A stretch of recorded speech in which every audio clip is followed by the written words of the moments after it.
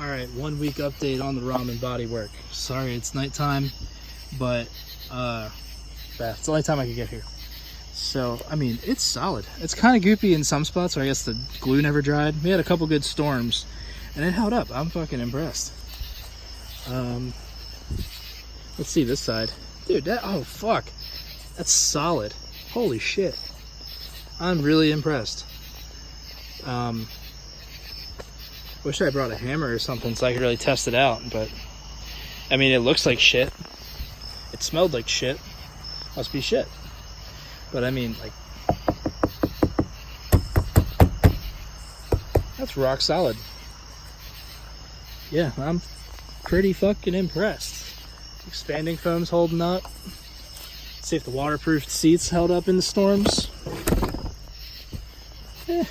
Maybe not. Oh fuck, that's pretty sick.